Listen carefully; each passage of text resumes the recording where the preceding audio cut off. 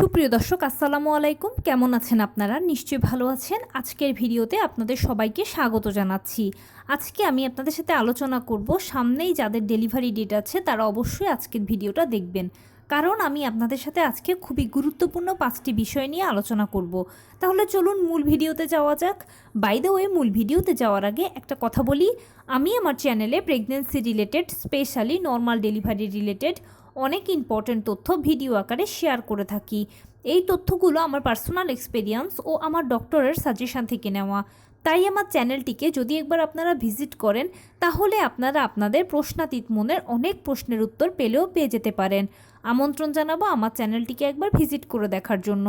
এবারে চলুন মূল আলোচনায় যাওয়া যাক। আমি শুরুতেই বলেছি আজকে আলোচনা করব সামনেই যাদের ডেলিভারি ডেট, তাদের জন্য আজকের ভিডিওটা খুবই জরুরি, অবশ্যই দেখবেন। আমি আপনাদের সাথে এখানে আজকে খুবই গুরুত্বপূর্ণ 5টি বিষয়ে কথা বলবো। গর্ভাবস্থার নবম মাস বা 36 সপ্তাহ থেকেই মোটামুটি ডেলিভারির গণনা শুরু হয়ে যায়। যে কোনো সময় যে কোনো মুহূর্তে আপনার ডেলিভারিটা হয়ে যেতে পারে। এরকম অনেক আছে যে 36 সপ্তাহের শুরুতেও ডেলিভারি হয়ে যায়, কারো 36 সপ্তাহের মাঝামাঝিতেও ডেলিভারি হয়, আবার কারো বা শেষেও হতে পারে।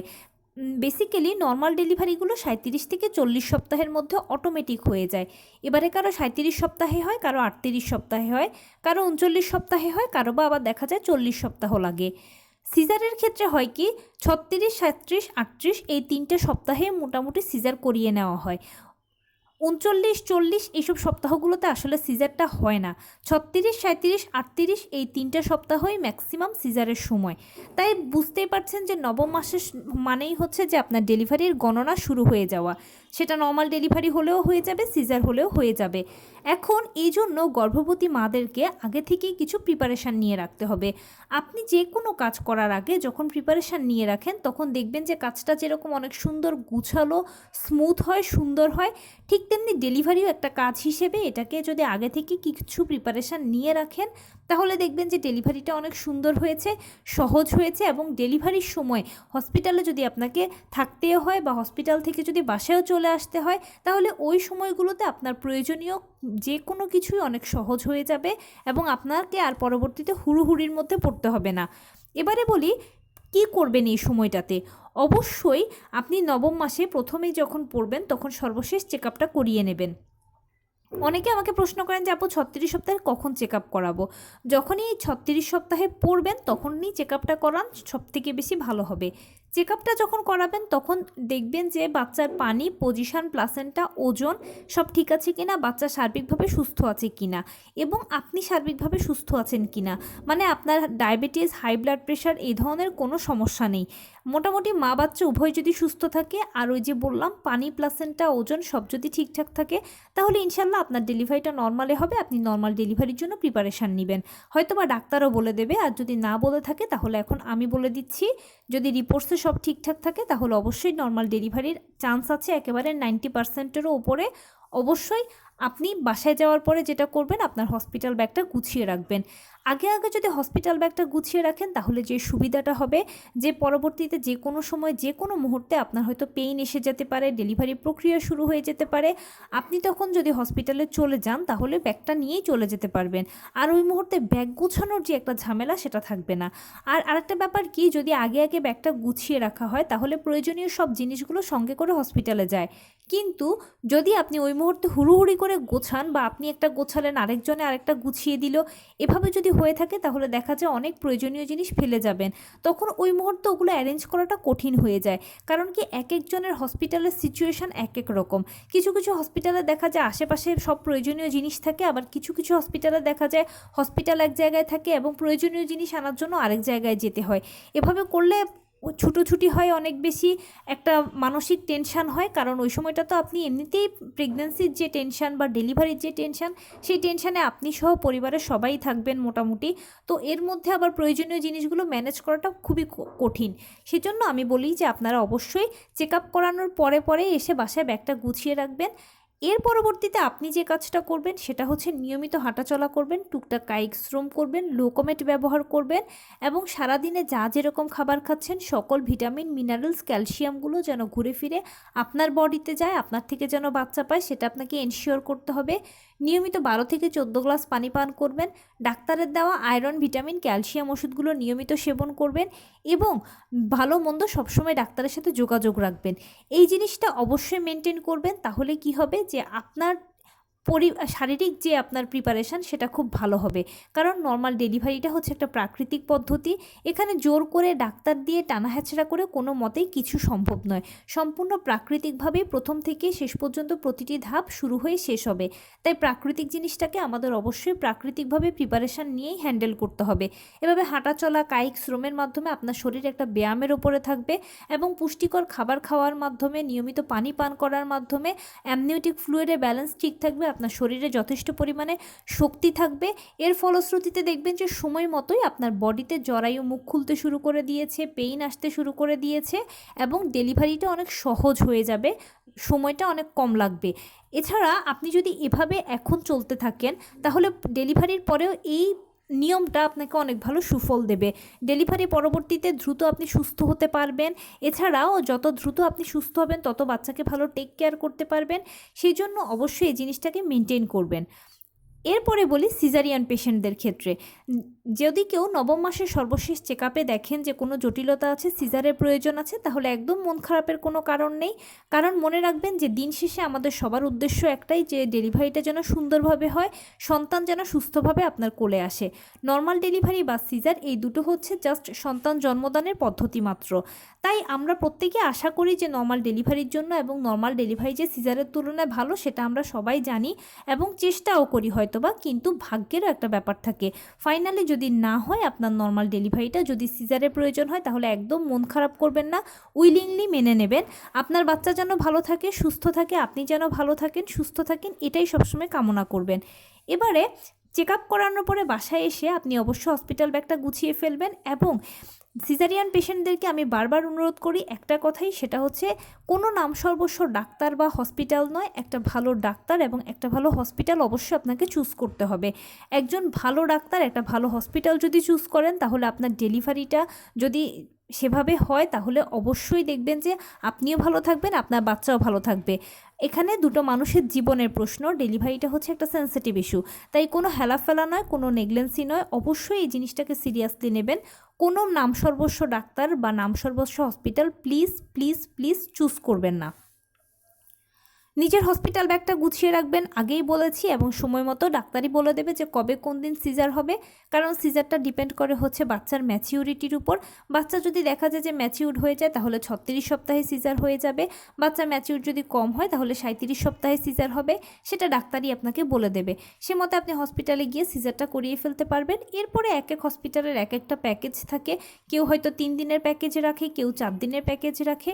আপনার হসপিটাল অনুযায়ী আপনি হসপিটালে থাকলেন, এরপরে বাসায় চলে আসবেন। তবে সিজারিয়ান পেশেন্টদেরকেও আমি একটা কথা সবসময় বলে থাকি, সেটা হচ্ছে নিয়মিত হাঁটাচলা করবেন, টুকটাক কায়িক শ্রম করবেন, লো কমেটটা ব্যবহার করবেন, পুষ্টিকর খাবার খাবেন। এতে কি হবে, এই নিয়মটা আপনাকে ডেলিভারির সময় যেরকম ব্যথা কষ্টগুলোর হাত থেকে রক্ষা করবে, সুস্থ থাকতে সহায়তা করবে, আপনার বাচ্চাকে যেরকম সুস্থ থাকতে সহায়তা করবে, তেমনি ডেলিভারির পরে গিয়েও আপনি অনেক ভালো সুফল পাবেন, দ্রুত সুস্থ হতে পারবেন, দ্রুত স্বাভাবিক জীবনে ফিরে আসতে পারবেন। আর আপনি যত ভালো দ্রুত সুস্থ হতে পারবেন ততই বাচ্চাকে ভালো টেক কেয়ার করতে পারবেন। তাই অবশ্যই নর্মাল ডেলিভারি বা সিজার যে কোনো পেশেন্ট এই নিয়মটাকে ফলো করবেন প্লিজ, আমি রিকোয়েস্ট করছি।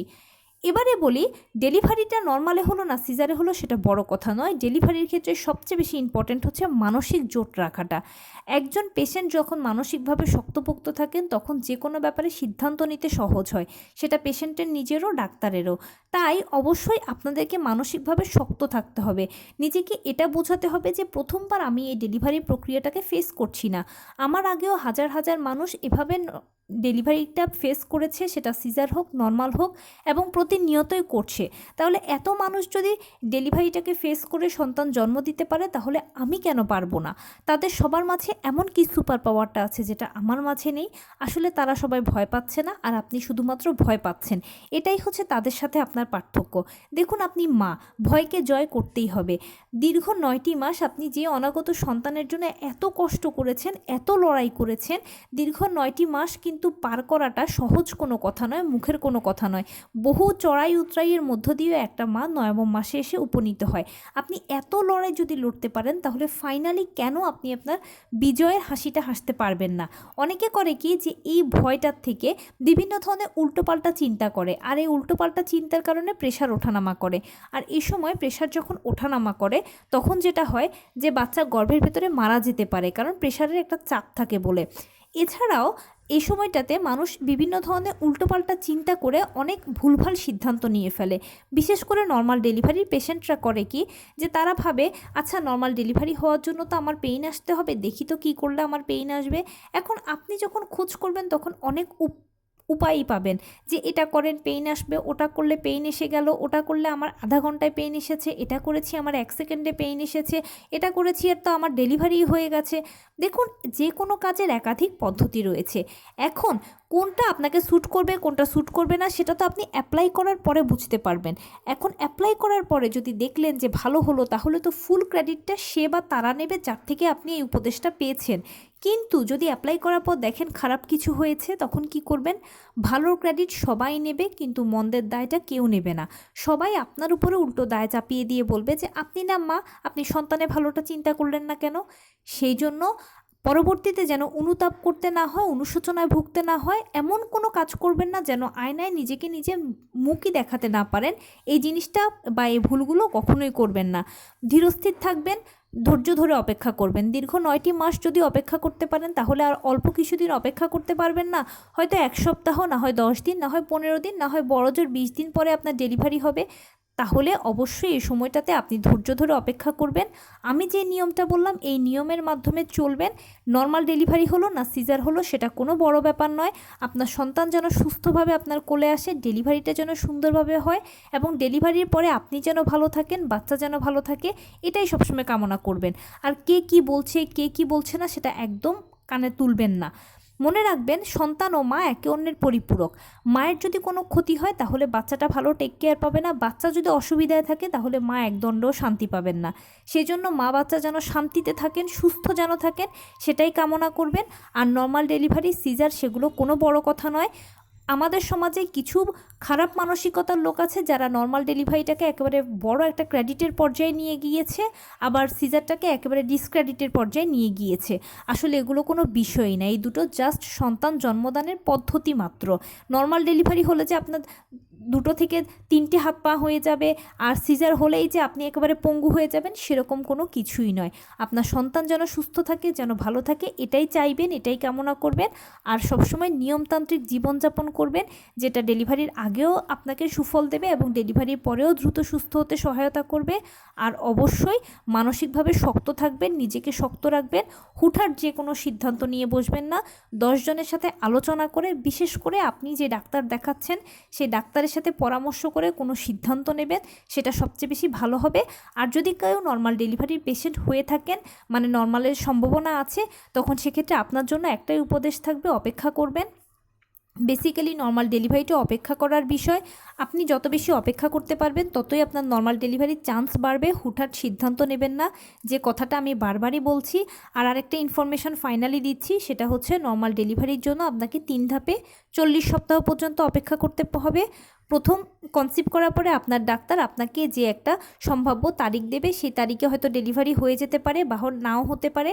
যদি না হয়, ডাক্তারের কাছে যাবেন, ডাক্তার আপনাকে এক্সট্রা 7 দিন দেবে, তখনও ডেলিভারি হয়ে যেতে পারে। যদি না হয়, তাহলে আবার ডাক্তারের কাছে যাবেন, ডাক্তার আপনাকে এক্সট্রা 2 দিন, 3 দিন, 5 দিন সময় দেবে।